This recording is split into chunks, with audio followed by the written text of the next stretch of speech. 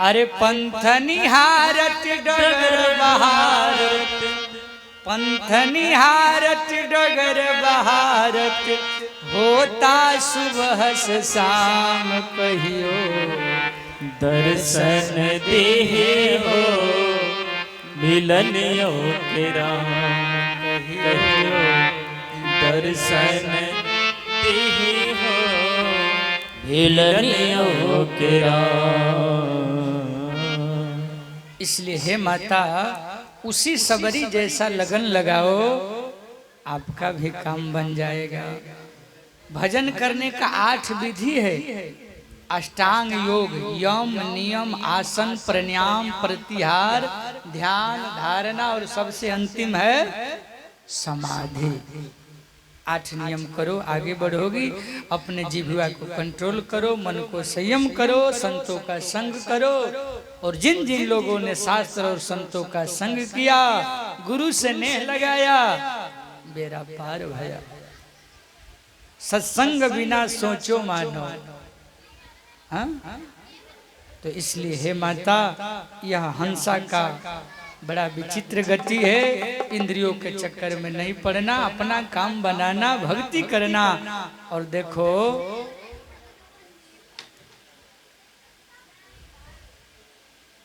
लोग पाप करते हैं तो 28 प्रकार के नरक हैं।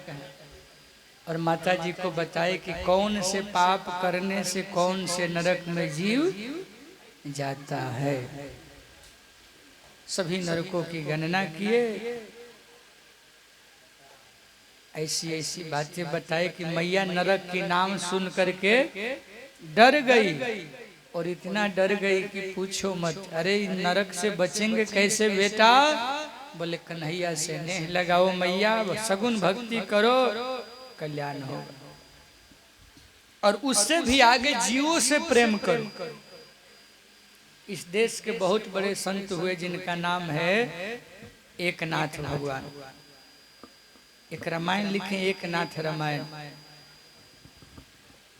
तो वो गंगोत्री से, हिमालय में सबसे ऊपर गंगोत्री, जहां से गंगा जी प्रकट भई, बिल्कुल ऊपर। पिछले साल हम इसी महीना में गए थे दर्शन करने, गंगोत्री, यमुनोत्री, केदारनाथ, बद्रीनाथ। इतना ठंड की पूछो मत। इस समय भी, अभी यहाँ तो गर्मी है ना, वहां तो महाराज हाथ लगे कि पूरा गल जाए। इतना पानी ठंडा, इतना ठंडा वहाँ। और सालों भर रहता है, ठंडी में तो और ज्यादा।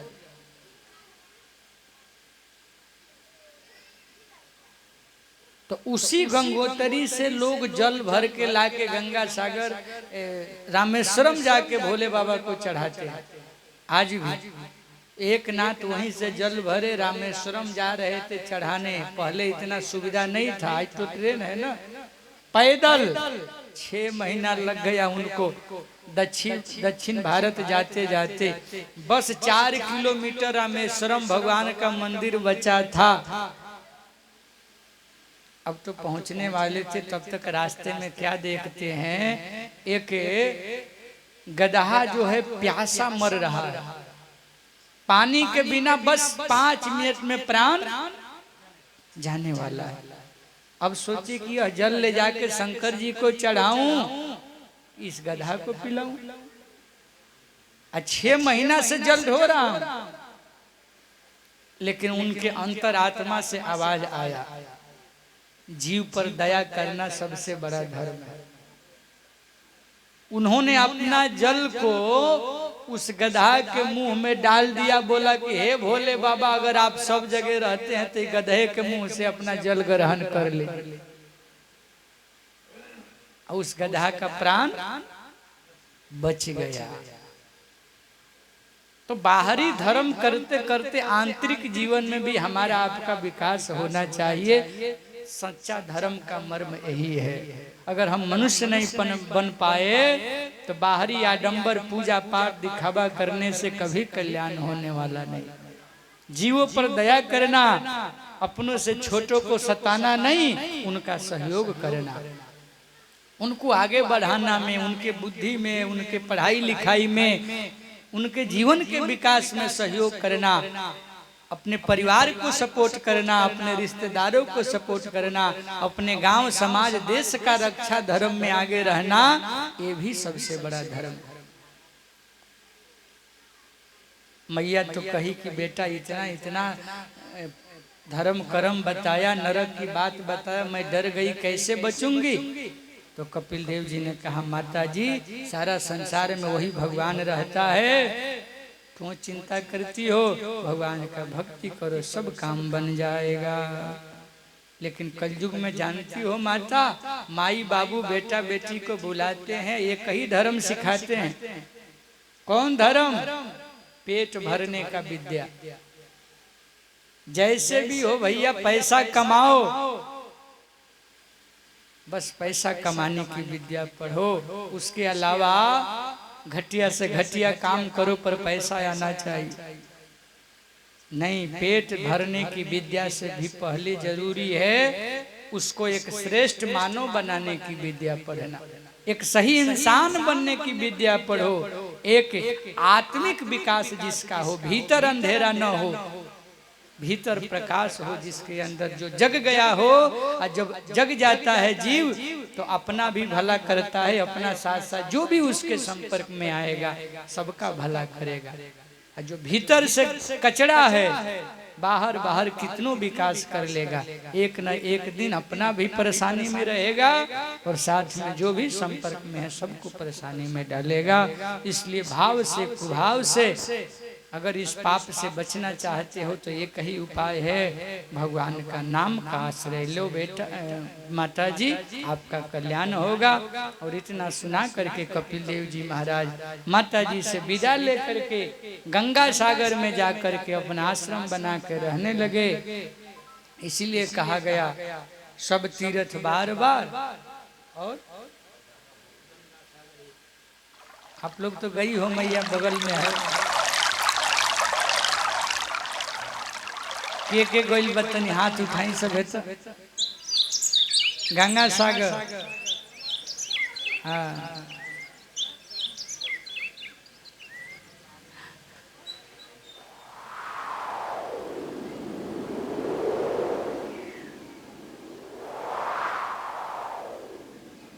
समुंदर का जल पिए हैं कि नहीं? पिए है ना, खारा लग रहा था।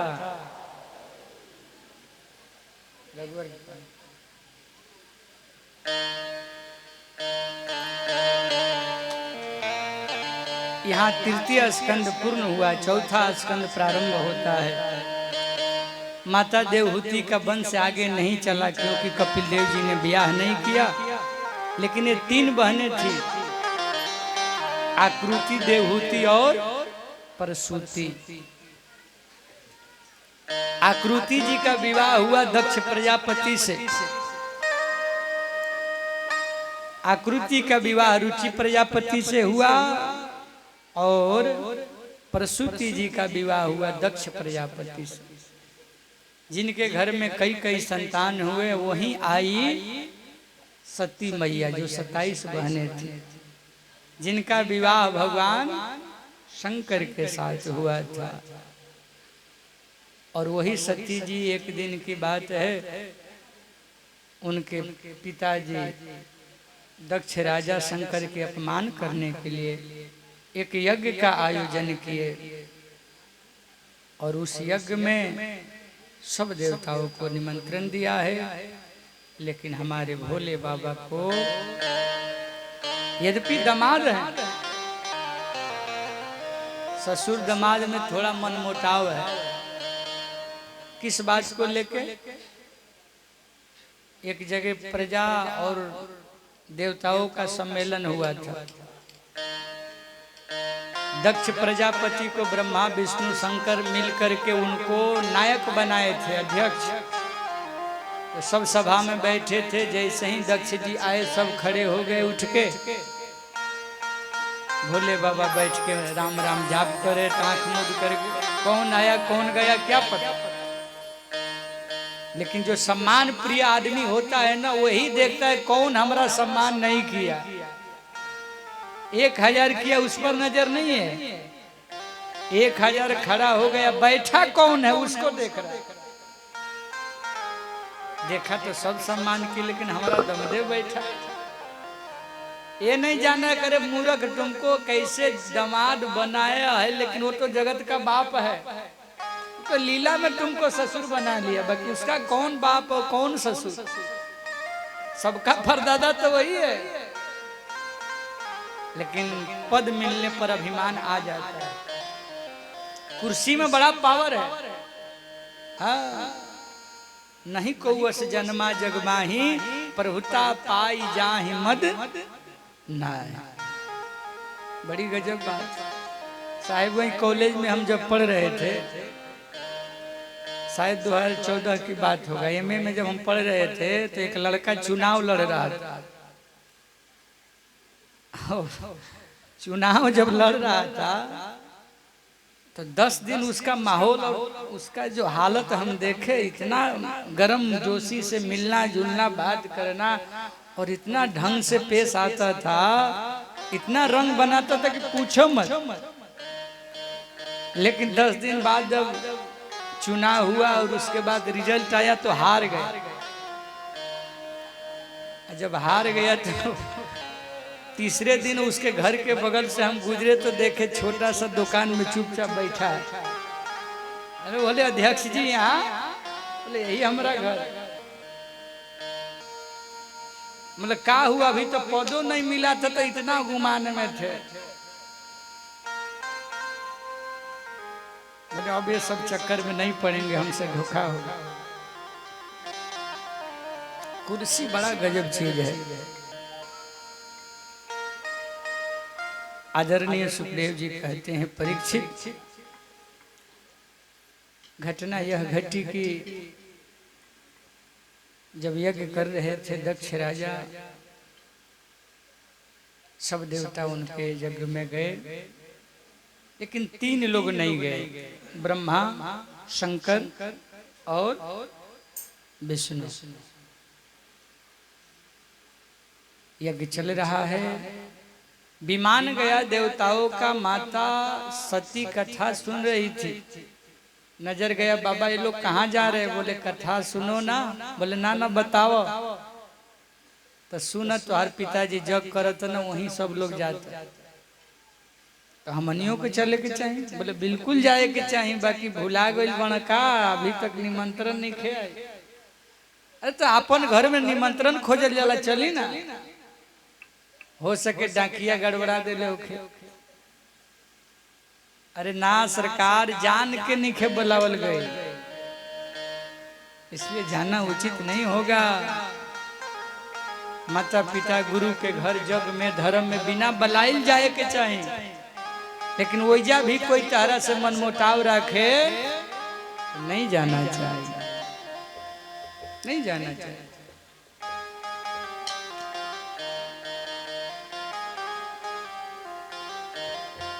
सती कही कि आप नहीं जाइएगा तो हमको जाने दीजिए। बोले हम तो कहेंगे मत जाइए, लेकिन ठीक है अगर नहीं मानिएगा तो भाई आपका ससुर मायके है, जाइए। माई लोग को मायके के नाम पर तो भाई सब खुश हो जाला, कोनो बहाना मिले के चाहिए। हाँ, बहाना बस चाहिए। बाबा ने कहा अपन कपड़ा उपड़ा मेकअप के सामान सब संग ही ले जा। हाँ, हमारा सोझे रही तो याद आई तो हर परेशान हो। हम जाना तो नहीं फिर आए वाली नहीं खो, कहें कि बाबा जिसको समझा के थक गए उसको दुनिया में कोई समझा पाएगा? भोले बाबा समझा समझा थक गए, मत जाइए गड़बड़ होने वाला है। मेरा तो अपमान होगा ही, आपका भी होगा। और एक बात ध्यान दीजिएगा, जिस स्त्री का ससुराल में सम्मान नहीं है, मायके में भी सम्मान नहीं होता। उसका सम्मान उसके पति के साथ है। पति मजबूत है, हम सफर उसका देखभाल ख्याल बढ़िया से रखता है, तो मायके वाले भी ठीक रहते हैं। इसीलिए अगर पति का सम्मान बढ़ा के रखोगी तो मायके में भी सम्मान ऊंचा रहेगा, मिलता रहेगा। लेकिन आज 80% घर बिगड़ने का कारण क्या है? पति से अनबन और मायके से पूरा सलाह दिन भर चला। 3 घंटा फोन में बात हो गई, का बात हो गई कोई नहीं के जाने, बाकी बात हो गई।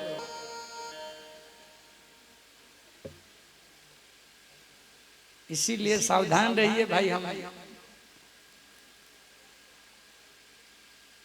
माता जी का हालत देखिए ना, ये कथा यही संदेश दे रही है कि पति की बात नहीं मानी और मायके के लालच में गई तो उनका नाश हो गया, शरीर ही समाप्त हो गया। कथा आगे सुनिए आप। गई तो सब देवताओं को जगह मिला था, स्थान मिला था जग में, लेकिन सती के पति का कहीं सम्मान नहीं था। अच्छा, उनको भी कोई प्रेम से नहीं बोला। बहन लोग भी मिली ना, वो भी कूट काटते हो, बढ़िया भाव से नहीं बोली। बहन भी क्या बोलती है, का हो अकेले आई बड़ू, और तहर बौराह कहाँ बड़ा? अरे कपड़ा उपड़ा पहिरत न कि बस ऐसे दिगंबर? अरे कुछ खाना पीना भी होता कि बस भांगे गजा चलता? भगनी मिली बहुत मुस्कुराता, एक जगह बच बचाए। कौन से प्रेम से मिला? माँ। पुत्र कुपुत्र जायते पर माता कुमाता न भवती। उपनिषद का मंत्र है, बेटा भले कुपुत्र हो जाए, बेटी भले कुपुत्री हो जाए, पर माता कभी कुमाता नहीं हो। एक माँ आदर से मिली, बिटिया को गोद लगाया, क्षमा करना बिटिया, भूल है, तुम्हारे पिता का बुद्धि बिगड़ गया है, ध्यान मत देना, हम हूं ना तुम्हारे साथ, हम तुमको प्रेम दूंगी। लेकिन रोने लगी माँ सती, और रोते रोते जग में गई। और वहां अब तक तो सह रही थी, मेरा अपमान हो मैं सह लूंगी, पर मेरा पति का अपमान हो, मैंने भूल किया, बाबा समझा रहे थे, मैं नहीं मानी, अब मैं नहीं सहूंगी, अब नहीं सहूंगी। क्या करोगी? अपने पिता के तरफ देख करके सती जी ने कहा, आपके शुक्र से वीर्य से यह शरीर बना है, मैं प्रतिज्ञा लेती हूँ इस शरीर को नहीं रखूंगी, अब आत्महत्या करूंगी, अपने आप को सजा दूंगी, क्योंकि भूल मैंने की है।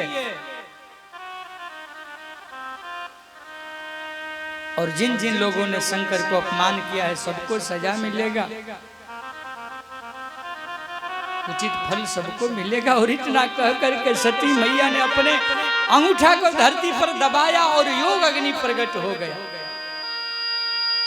और उसी हवन कुंड में अपने आप को समाहित किया। आस कहियो गयगिनी तनु जारा, आस कहियो गयगिनी तनु जारा, आस कहियो गयगिनी तनु जारा, भयउ सकल मख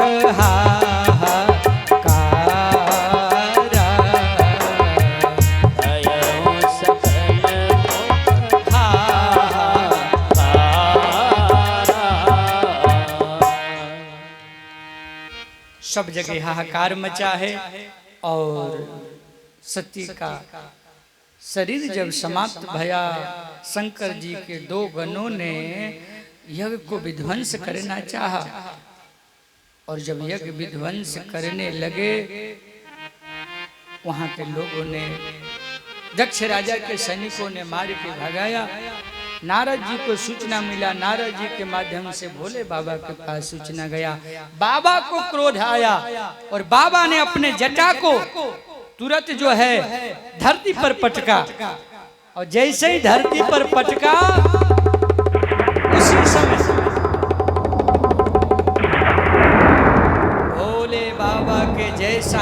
भयंकर वीरभद्र प्रकट हुए और जैसे ही प्रकट हुए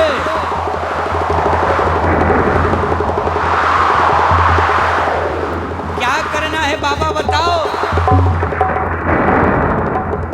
बोले अभी अभी जा करके दक्ष का यज्ञ विध्वंस कर दो।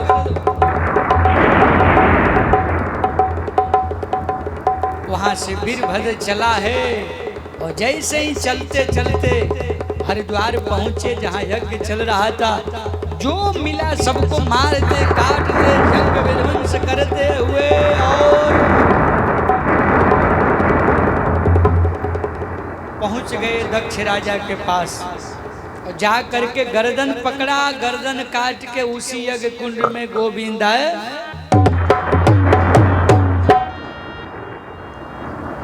जग विध्वंस जाई तिन किन्हा सकल सुरन विधवत फल दिन्हा। भय जग विदित दक्ष गति सोई जसि कछु शंभु विमुख के होई। वही गति हुआ दक्ष का जो शंकर से विरोध करने वाले का होता है, वही गति हुआ। और बाबा ने कहा यह इतिहास सकल जग जानी ताते मैं संक्षेप भगवान। लेकिन दक्ष अर्थात मैं मतलब अभिमान अहंकार। गर्दन किसका कटता है? जो अभिमानी होता है। ऐंठल जिसका नहीं जाता है वही सबसे अधिक दुख में जीता। दक्ष का किसका प्रतीक है? बकरा का प्रतीक है। दक्ष मतलब अभिमान, अभिमान मतलब बकरा। संकेत कथा का क्या है कि देखो भैया अभिमान से डरते रहना, मैं बराबर नहीं करना, न तो जैसे बकरा कट जाता है तुम भी एक दिन कट जाओगे। अरे मैं ना कहा तो मोल भयो 10-20, बकरा ने मैं किया तो कबीर कटायो शीश, कबीर कटायो शीश।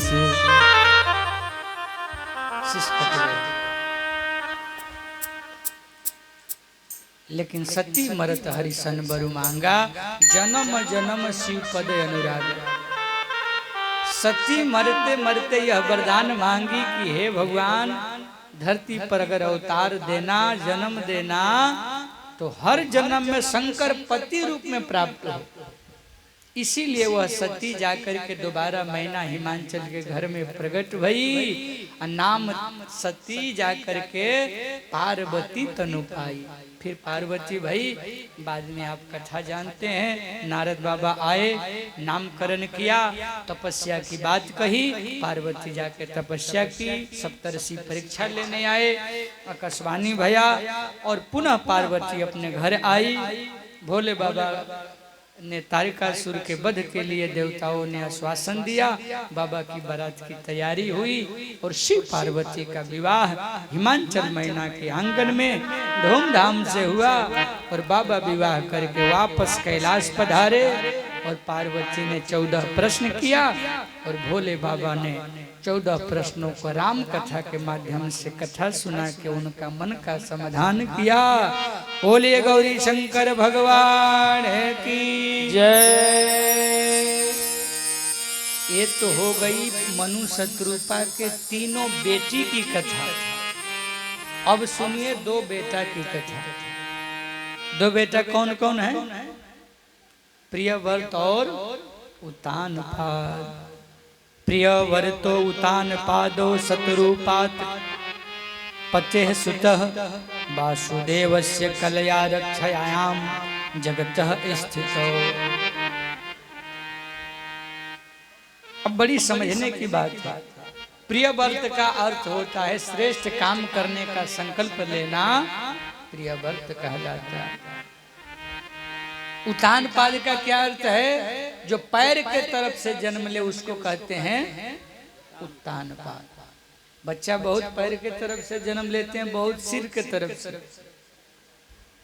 और एक बीमारी चलती है चम्मक, कमर में जो दर्द होता है। जो बच्चा पैर के तरफ से जन्म लिया, अगर वो अपना लात मार देगा तो दर्द ठीक हो जाता है। टुटका है पर लगता है।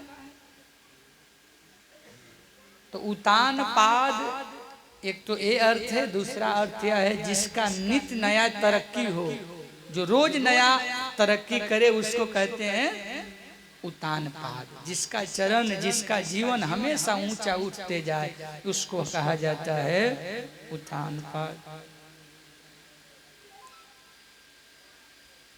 अब देखिए,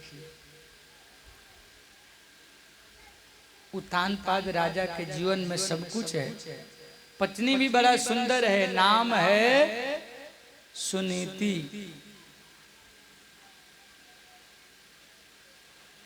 लेकिन कभी कभी क्या होता है ना, मन इतना चंचल है, विषय वासना का बयार जैसे ही बहता है मनुष्य भटक जाता है। एक बार जंगल में गए थे, एक दूसरी राजा की बिटिया को देखे, मन आसक्त हो गया, पूछे कि हमसे ब्याह करोगी? बोली भाई हमको जहाँ धन मिलेगा, बल मिलेगा, सम्मान मिलेगा, चली जाऊंगी। राजा ने उसको भी ब्याह करके घर लाए। उनका नाम है सुरुचि। पहली पत्नी कौन है? सुनीति। और दूसरी वाली सुरुचि। थोड़ा सा एक शब्द का अंतर है, सुनीति और सुरुचि। अब इसी में अर्थ छिपा है। हम सभी उतान पाद हैं और हम सब की भी दो पत्नियां हैं, चाहे स्त्री हो चाहे पुरुष हो, हम सबकी दो पत्नियां हैं। कथा समझाने के लिए आपके लिए कथा कही गई है। सुनीति कौन? जो सही नीति पर चले, जो वेद मार्ग पर चले, जो माता पिता के अनुसार चले, जो ज्ञान के अनुसार चले, जो कुछ अच्छा करने में लगे रहे, समाज को कुछ देने में लगे रहे, दुनिया को अच्छा बनाने में जो लगा है, उसको कहा जाता है सुनीति। जो सुंदर नीति पर चले उसको कहते हैं सुनीति।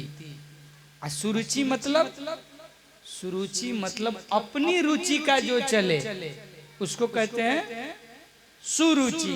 दुनिया जाए आग लगे बस्ती में, हम हैं अपने मस्ती में। अरे ससुरा, जब बस्ती में आग लग जाएगी तो तू कहाँ रहोगे? हाँ? चारों तरफ बलात्कार होगा, हत्या होगा, हिंसा होगा, चोरी होगा, बेईमानी होगा, तो तुम पर असर नहीं पड़ेगा? तुम्हारे बाल बच्चा पर असर नहीं पड़ेगा? अगर तुम समाज को ठीक नहीं करोगे तो तुम्हारा घर भी बचने वाला नहीं है। इसलिए अपनी रुचि पर चलोगे तो अपना रुचि तो सबको पता है। अपना रुचि जानते हैं, मतलब मन का रुचि। मन का रुचि क्या है? घटिया। मन का रुचि जानते हैं क्या है? बेईमानी। भीतर कह रहा है कि सही क्या है, लेकिन फिर भी अपने से ही गलत करना, गलत चुनाव करना, उसी को कहते हैं सुरुचि।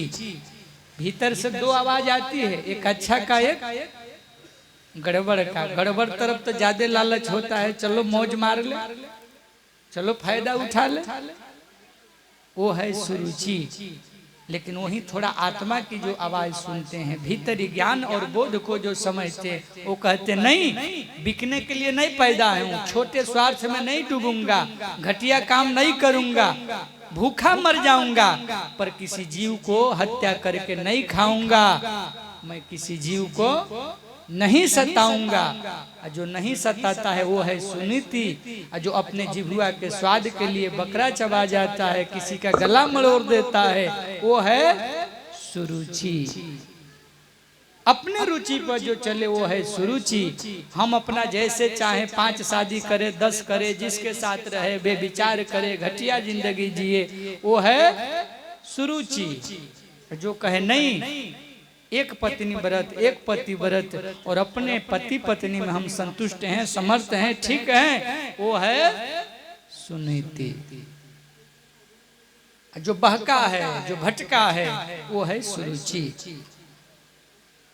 और हम सब का मन तो 90% भटका ही हुआ है। बहुत मेहनत करना पड़ता है तब जाकर के जगह पर आता है। राजा भी बहके घर में लाए, पत्नी को पहली वाली पूछी ये कौन है? बोले नई वाली है। बोले ठीक है राजा है भाई, आपको समर्थ है 10-5, क्योंकि पहले स्त्री को धन माना जाता था, जैसे पशु धन, गाय धन, धरती धन, उसी तरह स्त्री धन।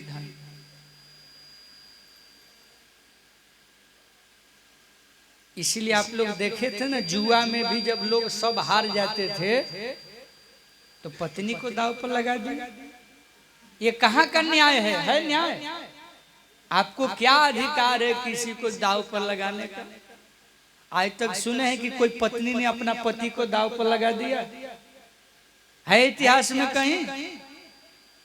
लेकिन आज भी हम न्यूज पढ़ रहे थे। आज का वो पांडव का समय का, द्रौपदी का छोड़िए, आज का न्यूज हम पढ़े, 1 लाख रुपया हार गया था, बदले में अपने पत्नी को ले जा करके सौंप दिया, बोला 10 दिन आप अपने पास रखिए फिर लेके जाए। पैसा तो नहीं दे पाए। सोचिए उस स्त्री का क्या दोष है? यही ना कि आपकी पत्नी बन गई, आपने तो उसको घटिया बना दिया। आपने उसके साथ ऐसा व्यवहार किया क्योंकि स्त्री है, अबला है, कमाती नहीं है, अपना पैर पर खड़ी नहीं है, गुलामी जिंदगी जी रही है। अगर अपने पैर पर रहती, अपना कमाती, तो आप ऐसा शोषण नहीं कर पाते। शोषण उसी का होता है जो गुलाम होता है, जो मजबूर होता है, जो दूसरे पर धन के लिए, पैसा के लिए, कपड़ा के लिए आश्रित होता है, उसी का शोषण होता है। जो अपना रोटी कमाना सीख गया उसका कोई शोषण नहीं कर सकता है। इसलिए आज का समय कह रहा है कि हर लड़की को पढ़ना चाहिए, हर लड़की को नौकरी करना चाहिए। नहीं 50,000 कमाओ, 5,000 भी कमाना सीखो, तब ये दुनिया सम्मान देगी। और जो नहीं कमाएगा उसका शोषण होना ही होना है, चाहे जिस रूप में हो। इसलिए कमाना सीखो। समय बदल चुका है, अब वो समय नहीं रहा कि बस पतिव्रता बन के घर में रात में पड़े रहो, घुटन बन के जीते रहो। नहीं, बाहर निकलो, दुनिया का धक्का खाओ, चोट खाओ, लड़ो, लड़ना सीखो। जब बाहर निकलोगे, धक्का खाओगे, दुनिया का समझ होगा, तो उसी में तपोगे तो निखरोगे, और जो निखरेगा वही कुछ कर पाएगा।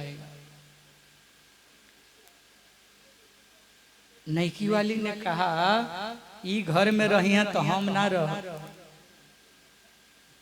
अब राजा तो नैकी दुल्हन में परेशान रहना, ना ना बाबू तू जहाँ कहो वही रही। अब बड़े लोगों के काम बड़ा, जैसा कहीं कुटिया उटिया बना के घर से बाहर निकाल दिए, नैकी को महल में रखने लगे। कुछ दिन समय बीता, पहली पत्नी का बेटा हुआ, नाम पड़ा ध्रुव जी। लेकिन दूसरी वाली को बेटा नहीं हुआ था। रात दिन पूजा करती थी सुनीति, और यही कहती थी हे भगवान हमको तो बेटा दे दिए, लेकिन जो दूसरी वाली आई है उसको भी कोई संतान दे दो। वो उसका भला ही चाहती थी, लेकिन ये उसका बुरा चाहती थी। घटना यह घटा कि दूसरी वाली का भी अंत में बेटा हुआ, नाम पड़ा उत्तम। लेकिन देखिए होनहार वीरवान के होत चिकने पार।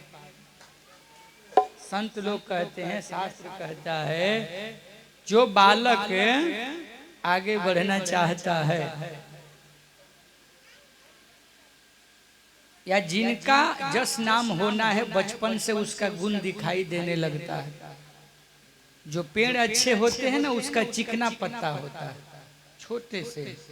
उसी तरह जो होनहार बालक है वो तीसरे चौथे बरस आते आते समझ में आने लगता है ये जरूर कुछ करेगा, ये जरूर कुछ बनेगी, क्योंकि इसका रहना, उठना, बैठना, बोलना, चालना सब चीज अलग है। इतना विवेक, छोटा बच्चा है लेकिन ऐसा दिमाग, इसका मतलब जरूर कुछ श्रेष्ठ बनेगा, श्रेष्ठ करेगा। वही ध्रुव जी थे।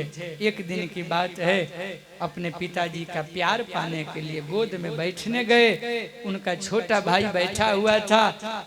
एकदा सरुचे पुत्र कामारोप्यम लालयन उत्तमम नारोक्षतम ध्रुवम राजाभ्यनंदत।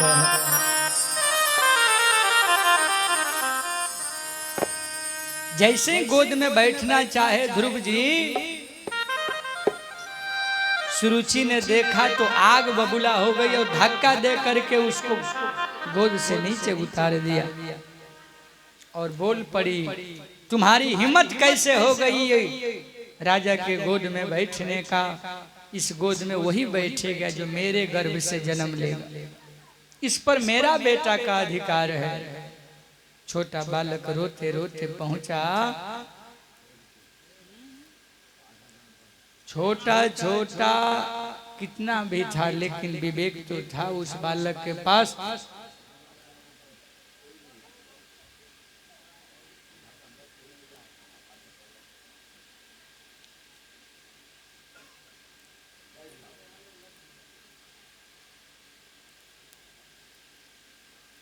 कथा यह कहती है कि बच्चा बहुत परेशान हुआ, दौड़े दौड़े माँ के पास गया।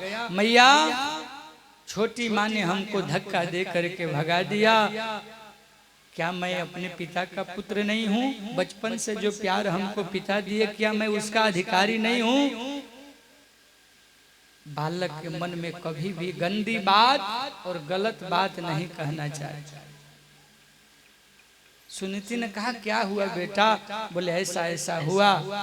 माता ने कहा, ठीक है बेटा, अगर अपने गोद में तुम्हारे पिता को तुम्हारी माँ नहीं बैठने दी तो ये काम करो, मैं तो कहता हूँ ये संसार का गोद बहुत छोटा गोद है, राजा का गोद तो एक छोटा राज्य का गोदी है। जाओ भगवान का भजन करो, ऐसा भजन करो कि तुम जाके भगवान के गोद में बैठ जाओ।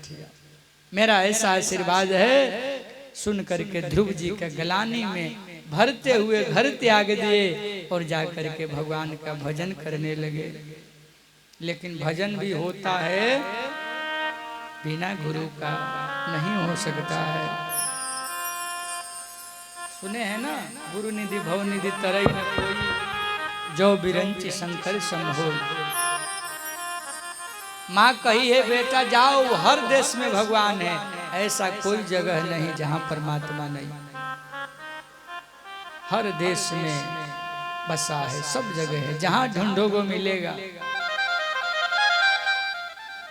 नारद बाबा आ गए। अरे बेटा कहाँ जा रहे हो? शेर खा जाएंगे।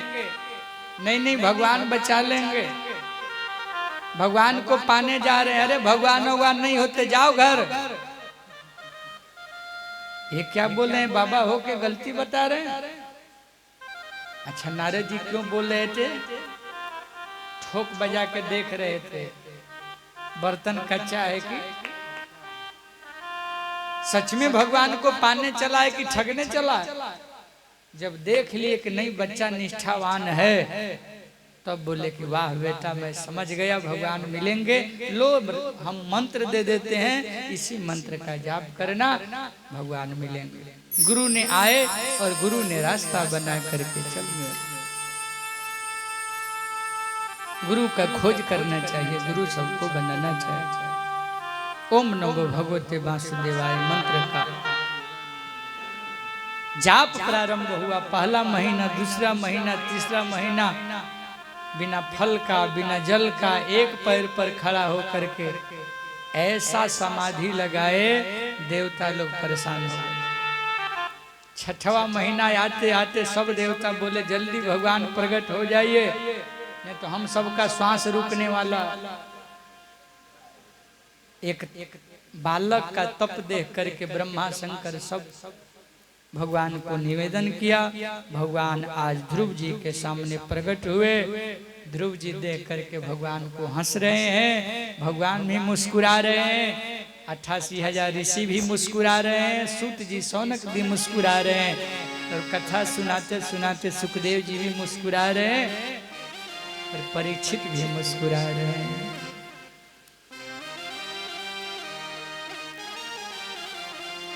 ये किसकी कृपा है? केवल गोविंद की कृपा है कि भगवान अनपढ़ों को भी मुख दे देते हैं बोलने के लिए। लंगड़ा भी पहाड़ चढ़ जाता है। आज बिना पढ़ा लिखा ध्रुव भी भगवान का सुंदर स्तुति करने लगा, बहुत सुंदर स्तुति किया।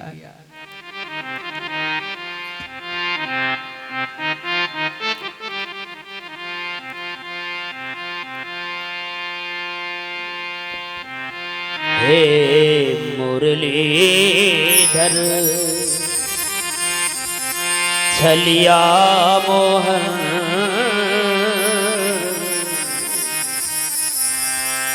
हे मुरलीधर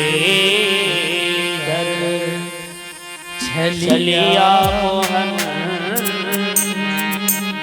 हम भी तुझको